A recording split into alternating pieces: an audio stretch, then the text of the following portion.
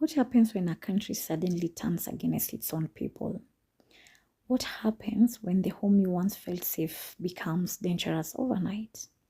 What happens when war steals peace, steals families, dreams, food, trust, and even the simple comfort of knowing what tomorrow will look like? And perhaps the hardest question of them all: how do people continue living when everything familiar begins falling apart? These are the painful, emotional, and unforgettable questions explored in Half of a Yellow Sun, the powerful masterpiece by Chimamanda Ngozi Adichie. This is not simply a novel about war. It is a heartbreaking and deeply human story about love, about family, about survival, identity, betrayal, resilience, politics, hunger, fear, sacrifice, and emotional cost of conflict. It is the kind of book that stays in your mind long after the final page because it reminds readers of the painful truth. That is, war is never just about soldiers. Ordinary people too suffer. Families suffer. Children suffer. Love suffers. Dreams suffer. And sometimes survival itself becomes the biggest victory. Set in Nigeria during the tragic Biafran War of 1980s, Half of a Yellow Sun tells a deeply personal story against the backdrop of one of the Africa's most painful historical conflicts. But Chimamanda does something extraordinary. Instead of simply explaining politics and war like a history lesson, she brings readers into the lives of ordinary people so intimately that their pain feels real, personal, and impossible to ignore. At the center of the story are several unforgettable characters whose lives become connected as history begins reshaping everything around them.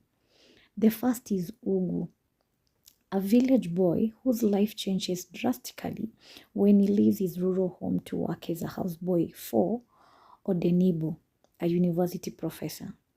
Ugu enters a completely new world. Unlike the simple village life he knew, Odenibo's house is filled with educated conversations, filled with books, political debates, intellectual gatherings, and big ideas about freedom, about independence, and African identity. At first, Ugu feels overwhelmed. Everything feels unfamiliar. He's shy, he's curious, impressionable, and is trying to understand this new environment. Many readers may relate to Ugu because he represents growth, change, and learning. He's someone trying to find himself while the world constantly shifts around him. Then there is Odenibo himself, intelligent, passionate, outspoken, and politically aware. He strongly believes in Africans' independence and rejects colonial thinking. He dreams of a better Nigeria, one free from oppression and tribal divisions. But like many idealistic people, he slowly learns that intelligence alone cannot protect people from life chaos. Love, heartbreak, politics, and war challenges the strongest beliefs. Then enters Olana, one of the novel's most emotional rich characters. She's beautiful, intelligent, kind, and compassionate, and she comes from a very wealthy family. She could easily choose comfort and privilege, yet she chooses love and a simpler life with Odenibo.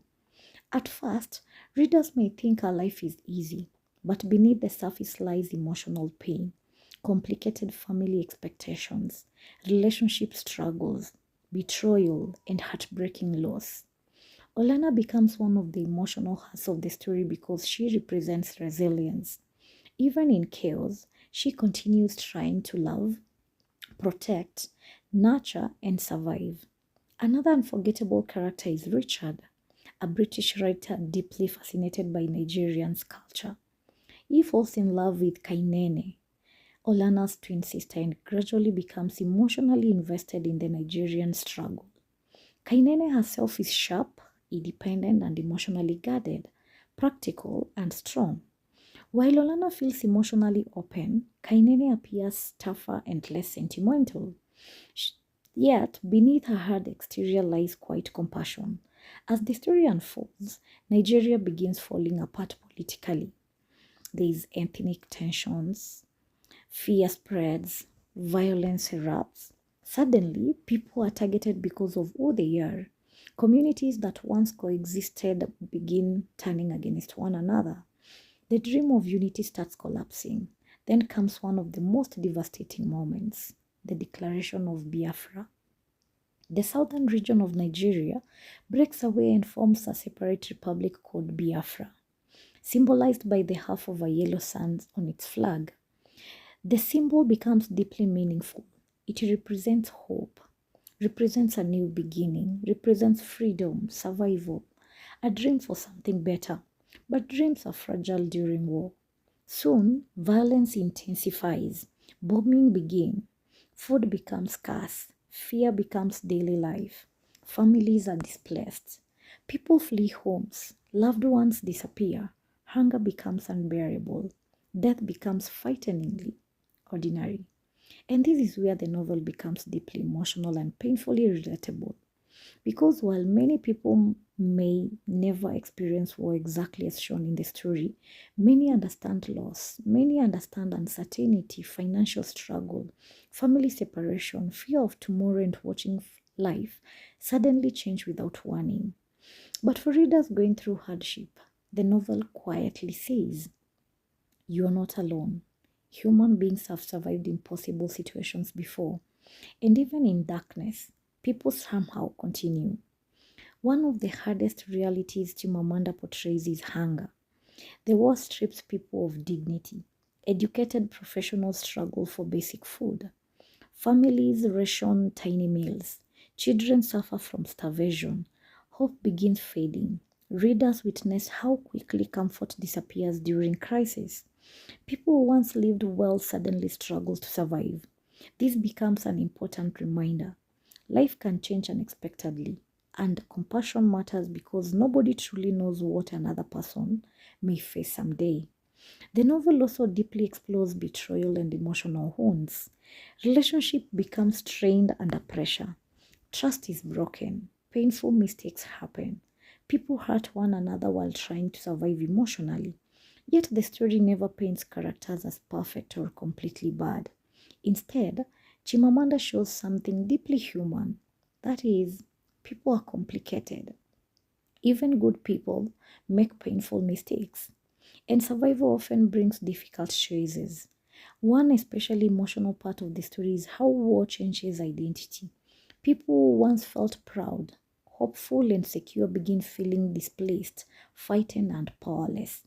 Readers begin understanding that war is not only physical destruction, it also destroys confidence. It destroys dreams, belonging, mental peace, emotional safety. For people currently experiencing instability, grief, displacement, poverty, relationship struggles, uncertainty, or emotional pain, Half of a Yellow Sun offers quite emotional preparation. It reminds readers that suffering can come unexpectedly, but so can resilience. People are often stronger than they realize. Families find ways to survive. Communities rebuild. Love can still exist during painful times. Hope sometimes survives even in broken places. The writing itself is rich, emotional, and deeply immersive. Chimamanda writes in a way that makes readers feel every moment. They feel the fear of the characters, they feel their hunger, heartbreak, tenderness, and anger and hope. The novel never feels rushed. Instead, it slowly pulls readers into the characters' lives until struggles begin feeling personal. You do not simply read this book, you experience it. You mourn with the characters, you fear for them, you celebrate small victories, feel their heartbreak, question injustice, and reflect on humanity. Perhaps the greatest lesson this novel leaves readers with is this: conflict hurts everyone, and division destroys. Hatred spreads suffering, yet human resilience remains extraordinary. Even after loss, people continue. Even after heartbreak, people love again. Even after destruction, people rebuild. And even after darkness, hope sometimes survives. In conclusion, Half of a Yellow Sun is much more than a historical novel. It is a story about survival, about love during impossible times, about families during crisis, about humanity in suffering, and the painful cost of conflict. It is emotional, it is heartbreaking, it is educational, powerful, and deeply relevant to everyone trying to understand how ordinary people survive ordinary pain, extraordinary pain. This book might break your heart, it may anchor you, it may make you cry, but it will also leave you with deeper compassion for people carrying invisible battles. And if you enjoyed this review, don't forget to like, share, subscribe, and comment on Top Reads Reviews channel for more detailed, relatable, and easy to understand book reviews that truly connect with real life. Also, recommend books you'd love reviewed next. You might just see your favorite book featured in our next video. Thank you and bye bye for now.